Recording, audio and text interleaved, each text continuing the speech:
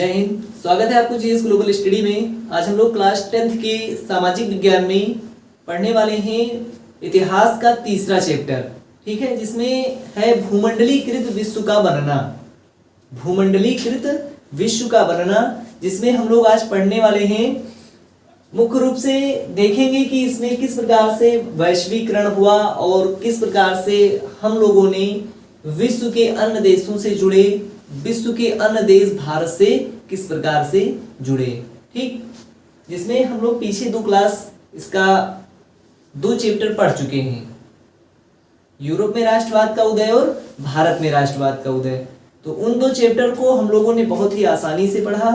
उस चैप्टर में अगर किसी को कोई परेशानी आती है, जो ना समझ में आया हो कोई भी वर्ड, तो उसको पूछ सकते हैं, ठीक। तो हम ये मानते हैं कि वो चैप्टर आप लोगों ने बहुत ही आसानी से उसको पढ़ लिया होगा, ठीक। जिसमें आज हम लोग जो तीसरे चैप्टर की ओर चलते हैं, जिसमें है भूमंडलीकृत विश्व का वर्णना। अच्छा, ये भूमंडलीकृत है क्या?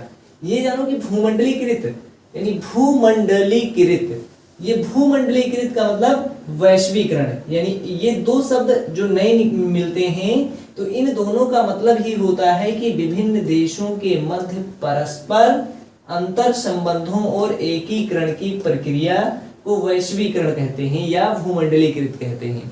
दोनों का मतलब एक ही है। अच्छा, ये बहुत इंपॉर्टेंट है, इसको तो जरूर नोट कर लो, क्योंकि ये 2 नंबर में आते हैं। या तो ऐसे दे देगा एग्जाम में भूमंडलीकृत या तो वैश्वीकरण, 2 नंबर में अति लघु उत्तरीय में ये आता है। तो 2 नंबर बहुत ही आसानी से मिल सकता है, बस केवल इतना ही जानना है कि वैश्वीकरण है क्या। तो विभिन्न देशों के मध्य परस्पर अंतर संबंधों एवं एकीकरण की प्रक्रिया को वैश्वीकरण कहते हैं, ठीक। अच्छा, 2 देशों के मध्य अंतर संबंध, इसको हम लोगों को पढ़ना है, ठीक। यानी हमको बहुत पहले से पढ़ना है, शुरुआत से। जब हमें उस समय से पढ़ना है जब हमें दिशाओं का तो ज्ञान था, लेकिन हमें विश्व के किसी भी जो दूर देश थे उनका ज्ञान नहीं था, ठीक। यानी हमें समुद्री रास्ताओं का ज्ञान नहीं था, ना तो हमारे पास कोई परिवहन के साधन थे, ना तो जो है सड़कें अच्छी थी, और ना ही हमें सड़क पे चलाने के लिए कोई ऐसे परिवहन के साधन, ना तो ट्रेन थी, ना तो अन्य प्रकार की कोई भी कुछ भी साधन ही नहीं था। ये हम एकदम प्राचीन से पढ़ने यहाँ पर पढ़ेंगे कि हम लोग किस प्रकार से विश्व के बाजारों से जुड़े और वैश्वीकरण की प्रक्रिया प्रारंभ हुई, ठीक। तो विश्व के देशों से, विभिन्न देशों के मध्य, तो हम लोग जो यहाँ पर मुख्य रूप से पढ़ेंगे कि किस प्रकार से विश्व के देशों से हम लोगों ने जुड़े, ठीक। तो यहाँ पर एक मार्ग आता है सिल्क रूट मार्ग, ठीक, जिसमें सिल्क रूट मार्ग आता है या रेशम मार्ग, जिसमें पहले रेशम मार्ग या सिल्क रूट, सिल्क रूट, ये क्या है? रेशम मार्ग क्या है, सिल्क रूट क्या है? ये बहुत इंपॉर्टेंट है, क्योंकि ये जानना बहुत जरूरी है।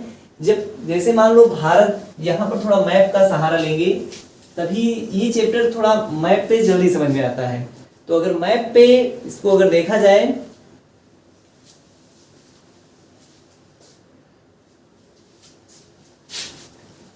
चलिए तो देखते हैं हम लोग मैप पे, ठीक, क्योंकि इस क्लास को थोड़ा मैप पे जानना जरूरी है, क्योंकि मैप पे जब तक नहीं जान पाएंगे कि आखिर सिल्क रूट था किधर, ठीक, तो हम लोग इसीलिए यहाँ पर मैप में देखने का प्रयास करेंगे। तो सबसे पहले इस मैप को समझते हैं कि ये मैप जो है एक वर्ल्ड मैप है, जिसमें इधर विश्व के 7 महाद्वीप और 5 महासागर, अगर नहीं पता है तो एक बार देख लो। उत्तरी अमेरिका, दक्षिणी अमेरिका, अफ्रीका महाद्वीप और ऑस्ट्रेलिया महाद्वीप, एशिया महाद्वीप, यूरोप महाद्वीप, ठीक। क्रम से नहीं है, क्रम से अगर देखा जाए तो सबसे बड़ा महाद्वीप है एशिया महाद्वीप, सबसे छोटा महाद्वीप है ऑस्ट्रेलिया महाद्वीप, ठीक। बाकी इसको जब हम लोग ज्योग्राफी में पढ़े थे, मैप पे नहीं देखे थे, लेकिन एक क्रमबद्ध रूप से हम लोग वहां पर पढ़ चुके हैं, तो यहाँ पर नहीं जाएंगे। बस इसको यहाँ पर केवल समझो यहाँ पर कि जो एशिया महाद्वीप है, ये एशिया महाद्वीप यहाँ से लेकर ये पूरा एशिया महाद्वीप है, ठीक, एशिया महाद्वीप है। और भारत भी किसमें आता है? एशिया महाद्वीप में आता है। और यूरोप महाद्वीप है, ठीक, ये यूरोप महाद्वीप है। अच्छा, जब शुरुआत में जब जहां से हम लोगों को ये शुरुआत करना है पढ़ने का, यानी सिल्क रूट का।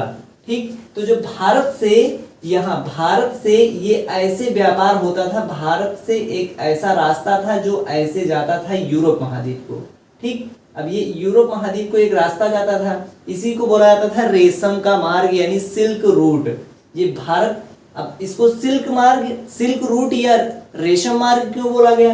क्योंकि चाइना, ये चाइना है, ये पूरा ये जो देख रहा है भारत की इस वाला क्षेत्र, ये पूरा का पूरा चाइना का क्षेत्र है, ये पूरा चाइना है और भारत इधर। तो चाइना में सबसे ज्यादा हम लोग जानते हैं कि रेशम का उत्पादन सबसे ज्यादा चाइना में ही होता है।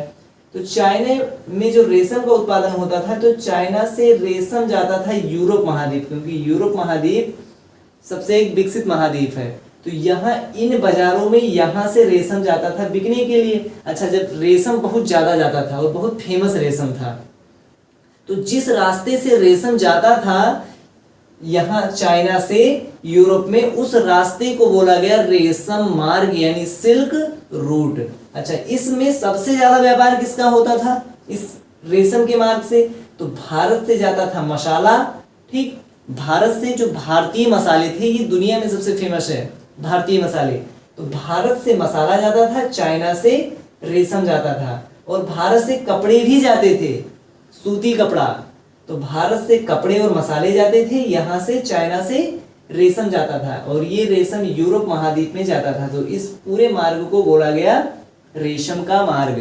तो एक रेशम के मार्ग से हम यूरोप महाद्वीप, एशिया महाद्वीप के कई सारे देश और यूरोप महाद्वीप से जुड़े हुए थे। तो ये हम जो दो देशों के मध्य जुड़ने का काम कौन किया? यानी अभी जो हम लोग वैश्वीकरण की परिभाषा पढ़े हैं कि जो विभिन्न देशों के मध्य जो पारस्परिक संबंध है, यानी जो दो देशों के मध्य जो संबंध होंगे, तो वो दो देशों के मध्य संबंध कौन कराता था? वो सिल्क रूट जो यहाँ से होकर ऐसे जाता था यूरोप के बाजारों तक।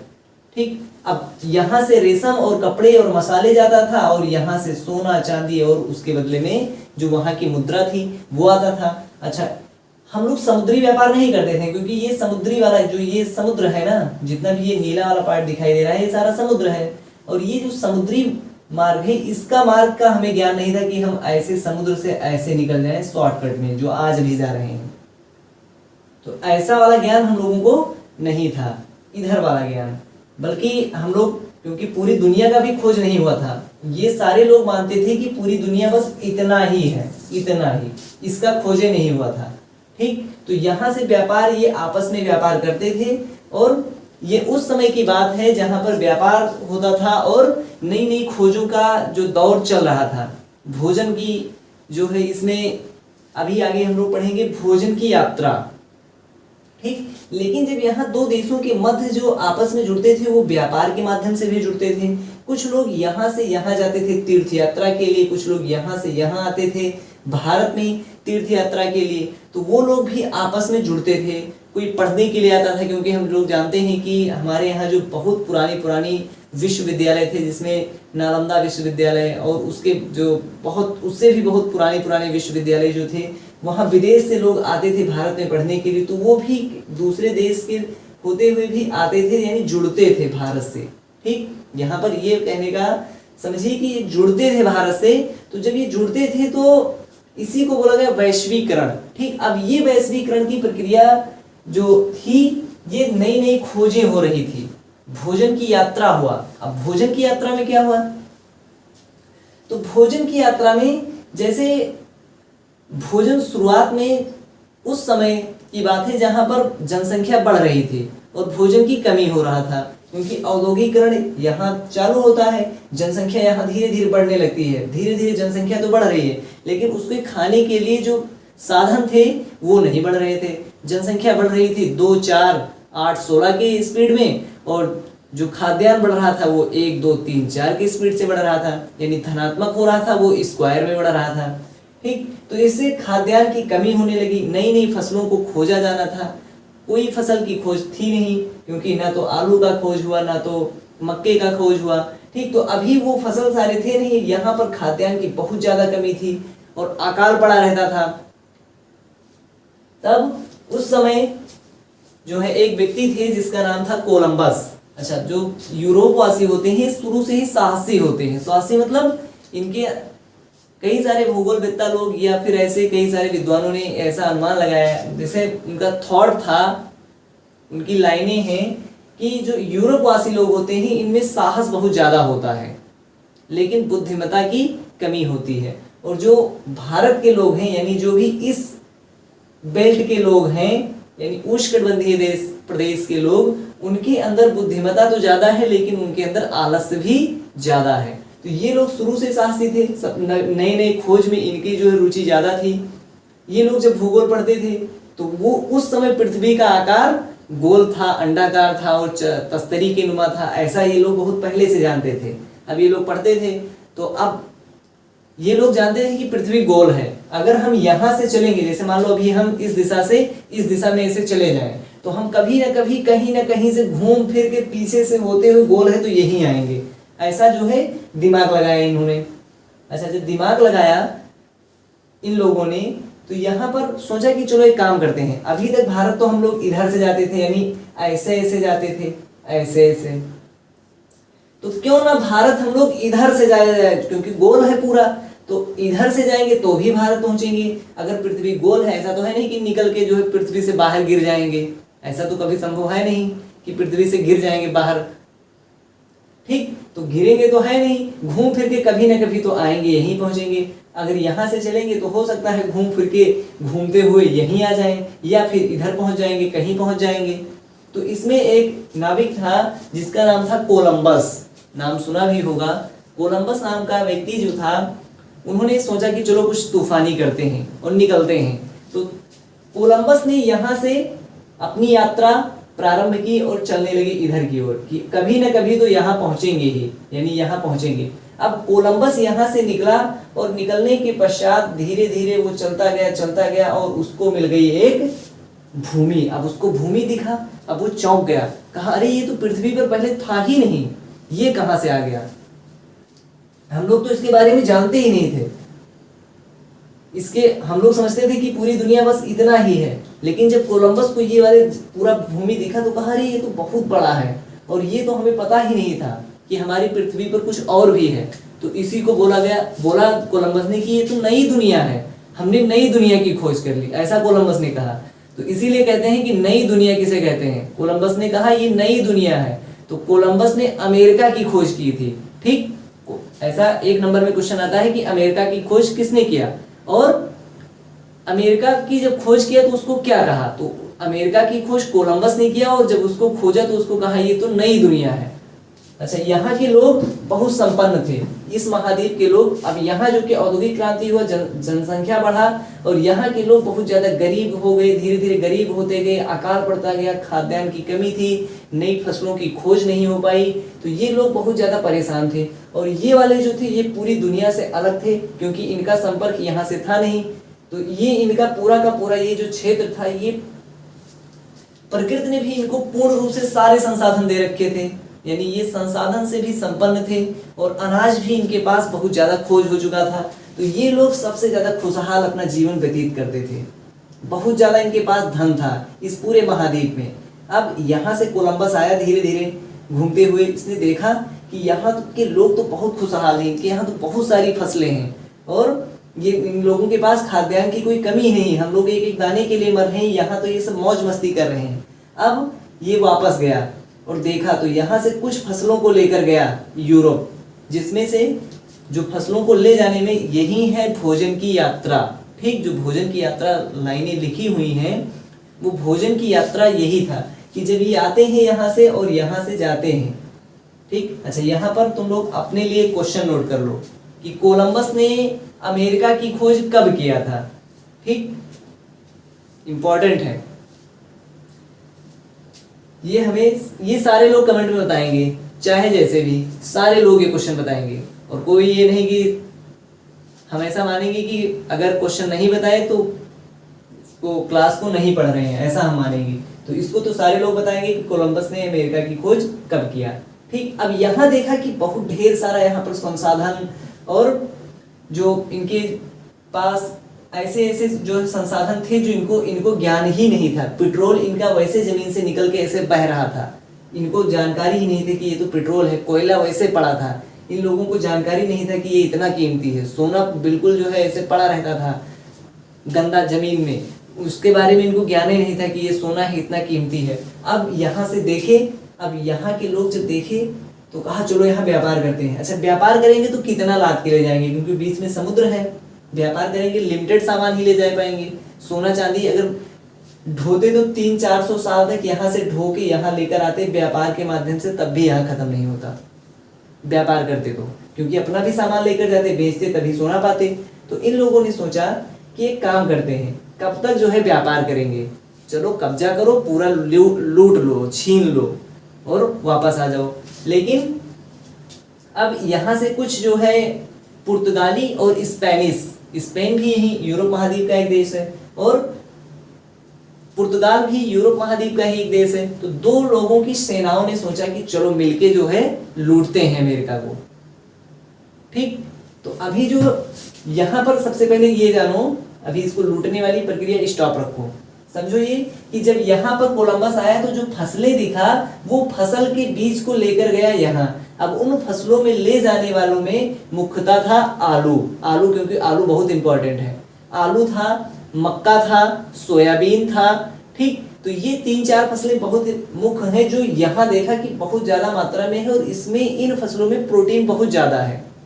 सोयाबीन में भी प्रोटीन बहुत ज्यादा होता है और आलू में भी बहुत ज्यादा होता है। और आलू एक ऐसा जो है सब्जी है जिसमें बहुत ज्यादा प्रोटीन, यानी सारे सब्जियों का थोड़ा थोड़ा करके उसमें मिलता है। तो आलू बहुत इंपॉर्टेंट है, खाना चाहिए, उसमें सारे मिनरल्स मिलते हैं जो हमारे शरीर के लिए जरूरी है। अब यहाँ से लेकर गए धीरे धीरे यूरोप में उसकी खेती करने लगे और फिर धीरे धीरे अब यूरोप में आ गया। अब यूरोप में यहाँ से लोग गए थे अपना सामान बेचने, यहाँ देखा कि अरे यहाँ तो आलू उग रहा है। अब यहाँ से ये लोग भी ले आए, भारत में आ गया, चाइना में आ गया, ऐसे धीरे धीरे करते आलू पूरी दुनिया में फैल गया। सोयाबीन पूरी दुनिया में फैल गया। मक्का भी एक फसल था, तो वो भी धीरे धीरे यहाँ से आया, यहाँ से धीरे धीरे फैल गया। लेकिन इसका जो जन्म स्थल है वो है उत्तरी अमेरिका। ठीक, ये अमेरिका था, तो उसका जो जन्म स्थल है वो है उत्तरी अमेरिका। अब यहाँ पर आए, सब देखा तो वापस गए। उसके बाद कहा, लोगों ने प्लान बनाया कि कब तक व्यापार से लूटेंगे। चलो एक काम करते हैं, सबको यहाँ पर गुलाम यानी अपना जो है पूरा छीन लेते हैं और सब पूरा लूट लेते हैं। अब यहाँ पर ये आए तो कुछ स्पेनिश और पुर्तगाली सेनाओं ने मिलकर यहाँ पर आए, जो कि ये लोगों के यहाँ औद्योगिक क्रांति थी। और ये लोग क्या थे कि इन लोगों के पास ये विकसित थे, इनके पास आधुनिक हथियार थे, यानी आधुनिक हथियार मतलब बंदूक थी और अच्छे प्रकार की तलवार थी। लेकिन अब ये लोग जो कि पूरी दुनिया से कटे थे, यानी इनका बाहरी दुनिया से कोई संपर्क था ही नहीं, तो ये लोग अपना खुशहाल जीवन व्यतीत करते थे। इनके पास ना तो कोई आधुनिक हथियार था और ना ही उसको चलाने का जानकारी था। बस वैसे ही जो चाकू और तलवार यानी जो लाठी डंडा भाला, वही सब पुरानी परंपरागत वाला इन लोगों के पास था। लेकिन ये लोग ने दिमाग लगाया कि अगर जाएंगे, यानी मान लो अगर एक हफ्ते यहाँ तक लड़ेंगे तो ये लोग अगर हम इनके 10 लोगों को मारेंगे तो ये लोग 10 को नहीं मार पाएंगे, 2 को तो मारेंगे ही किसी भी तरीके से, क्योंकि ये लोग भी होशियार हैं, उनके घर में जाएंगे तो छोड़ेंगे नहीं, 2 को तो मारेंगे ही मारेंगे। तो हमारे पास हथियार है, लेकिन ये लोग हमारे हथियारों को छीन के चलाना सीख जाएंगे कुछ दिन में, और फिर इनके यहाँ जाएंगे तो हमारे ही हथियारों से हमको मारेंगे। तो इन लोगों ने दिमाग लगाया, कहा एक काम करते हैं, इन लोगों को ऐसे नहीं हराते हैं, इनको हराते हैं बीमारी से। अब बीमारी से कैसे हराएंगे, तो इनके लोगों के यहाँ जो है एक बीमारी फैली हुई थी, चेचक। चेचक समझते हैं, सारे लोग समझते होंगे। तो चेचक बीमारी थी जो इन लोगों के अंदर बार बार होता था। तो इन लोगों के अंदर शरीर इनकी जो है उसको प्रतिरोधक क्षमता विकसित कर लिया था शरीर ने। अभी शरीर में कोई भी वायरस आता है तो शरीर उसको, हमारा जो WBC है वो उसको पहचान जाता है और उसको जो है एकदम नजर में रखता है कि एक दो बार आएगा तो प्रभावित करेगा। उसके बाद उसको पहचान जाएगा कि अगर तू आया तो उसको किस प्रकार से पटकना है, ये हम पहले से निर्धारित कर रखे हैं। जैसे अभी कोई भी वायरस आता है, साधारण तौर पे जुकाम का या ऐसे भी बुखार उखार वाला, तो हमारा WBC उसके लिए तुरंत जो है एकदम लग जाता है कि इसको कैसे मारना है, वो सब जानता है। लेकिन कोरोना आया था तो हमारा शरीर जान ही नहीं पाया कि कोरोना को कैसे मारना है। जब तक वो समझता तब तक पूरे शरीर पे वो हावी हो जाता था। तो इसलिए तो उसी प्रकार से यहाँ के लोगों के अंदर जो चेचक के प्रति प्रतिरोधक क्षमता थी वो विकसित हो चुकी थी। इनका जो WBC वो समझ चुका था पूरे लोगों के अंदर, क्योंकि सबको एक आध बार हुआ था तो सबका शरीर समझ चुका था कि जब चेचक होगा तो उससे कैसे निपटेंगे, और शरीर उसको रिकवर कर देती थी। तो ये लोग क्या किए कि चेचक लेकर चले गए यहाँ, और क्योंकि इन लोग का बाहरी संपर्क था नहीं, बीमारी इनके अंदर पहली बार आई, तो एक दो लोगों को तो वैसे ही आके मिले उले हो गया। उसके बाद धीरे धीरे वो पूरे यहाँ पर फैला दिए। ये लोग अपना खूब बढ़िया, क्योंकि ये विकसित थे तो अपना खूब बढ़िया बढ़िया कपड़ा ले जाते थे। जिसको चेचक हो जाता था सब कपड़े पहना के चेचक वालों को, और उनका कपड़ा लेकर जाकर यहाँ पर फेंक देते थे, बेच देते थे। अब यहाँ के लोग देते थे कि इतना सस्ता है और चमकने वाला है, सब लोग तुरंत जो है लूट लेते थे, खरीद लेते थे। और इन लोगों को बाद में पता भी चला तो ये लोग करते क्या कि जिनको चेचक था वो लोग लड़ने आते थे, तो बंदूक से लड़ते तो बंदूक छीन लेते, लेकिन चेचक से कैसे लड़ेंगे। और धीरे धीरे ये लोग जो है बीमारी में पूर्ण रूप से पूरे अमेरिका में चेचक बीमारी फैल जाती है, और फैलने के पश्चात ये लोग बिना लड़े ही हार जाते हैं, और इन लोग यहाँ पर हावी हो जाते हैं और यहाँ पर पूर्ण रूप से कब्जा कर लेते हैं। तो ये था बीमारी। वैश्वीकरण ने केवल व्यापार को ही नहीं, व्यापार के माध्यम से ही नहीं जोड़ा, बीमारी के माध्यम से भी जोड़ा, क्योंकि बीमारी भी फैलाया गया।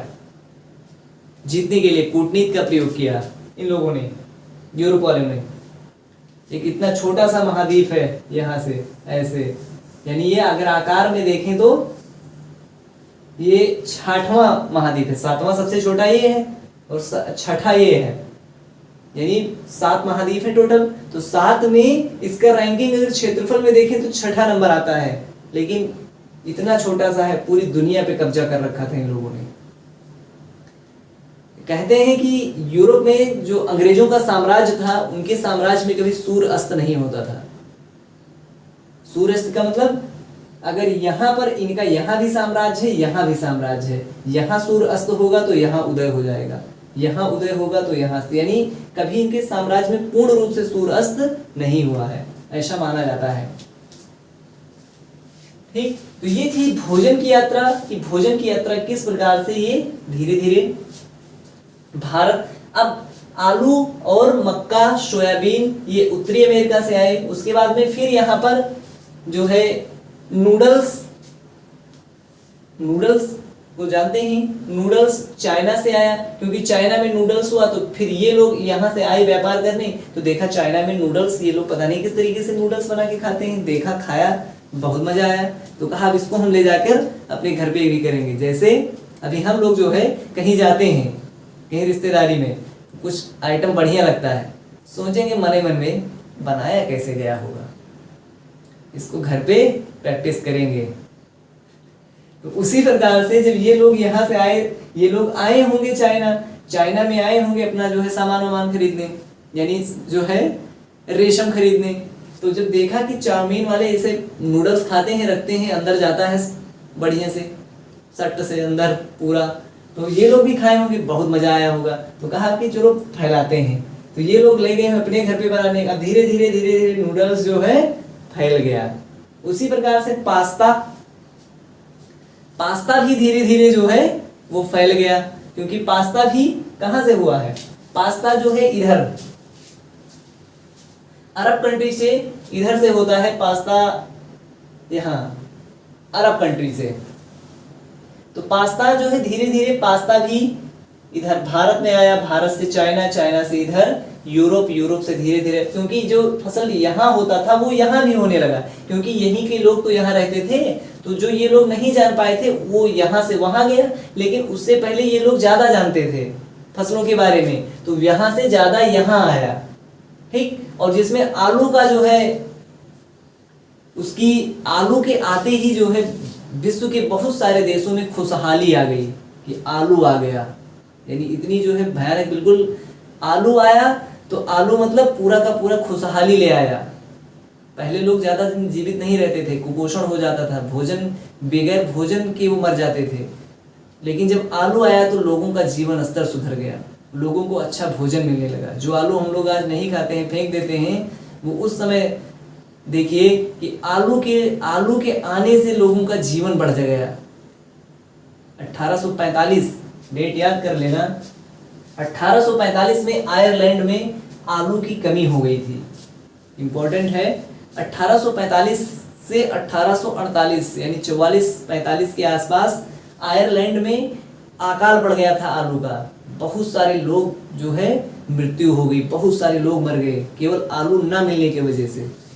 आलू मतलब उनको अच्छा भोजन नहीं मिला, और अच्छा भोजन नहीं मिला तो मर गए। जब वो आलू बोया जाता था तो उसमें चित्रित किया गया है, अगर बुकों में देखेंगे मुख्य रूप से, तो उस बुकों में चित्रित किया गया है कि आलू को खोजती हुई, जैसे ये एक प्रकार की चित्र है, ये यहाँ ये जो चित्र दिखाया जा रहा है, ये एक महिला है अपने बच्चों के साथ, ये आलू के खेत में आलू बीन रही है। यानी आलू को बोया गया था, आलू पूरा निकाल लिया गया है, और उसके पश्चात भी ये महिला जाके अपने बच्चों के साथ आलू को जमीन से ढूंढ रही कि कहीं एक छोटा सा आलू मिल जाए और हमें खाने को मिल जाए, यानी हमारे बच्चे खाएं। तो ये स्थिति थी उस समय आयरलैंड में, बहुत सारे लोग मृत्यु हो गया था। ठीक, तो आज हम लोगों ने पढ़ा मुख्य रूप से जो है भोजन की यात्रा और सिल्क रूट यानी रेशम का मार्ग, और किस प्रकार से वैश्वीकरण हुआ, लोग एक दूसरे देशों से जुड़े। ठीक, अब इसमें जो है एक और चीज पढ़ना है, जिसमें हम लोगों को पढ़ना है मुख्य रूप से भारत के समुद्री रास्तों का खोज। अच्छा, भारत की तो भी खोज किया होगा किसी ने। अच्छा, भारत की खोज कैसे करेंगे? भारत तो पहले से यहाँ से आता जाता था, व्यापार करता था यहाँ से, चाइना और इससे मिलके सिल्क रूट के माध्यम से। तो भारत का कौन खोज करेगा जी? भारत तो पहले से खोज हो चुका है। लेकिन नहीं, किताबों में ऐसा माना जाता है, ऐसी गलत धारणा है कि भारत की भी खोज किया गया। किसके द्वारा? वास्को डी गामा द्वारा। कब किया था ये वास्को डी गामा ने? इसको बताएंगे या हम बता देंगे? चलो इसको बता देते हैं, एक ही क्वेश्चन है।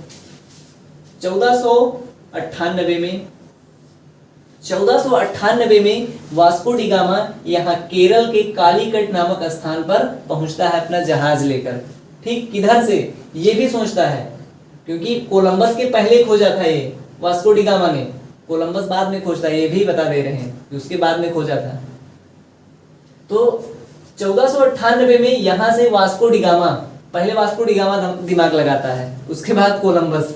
तो वास्को डी गामा ने सोचा कि पृथ्वी तो हमारी गोल है, तो ये इधर नहीं गए। ये सोचा गोल है पृथ्वी हमारी, तो क्यों ना जो है गोला गोला चक्कर लगाया जाए। कोलंबस भी इनसे प्रेरणा लेकर गोल गोल चक्कर लगाने लगे थे। तो इन्होंने सोचा, यहाँ थे तो यहाँ से सोचा क्यों ना इस जो ये वाला भाग है यानी अफ्रीका महाद्वीप, इसके किनारे किनारे गोला गोला घूम के आते हैं, गोला गोला घूम के आते हैं।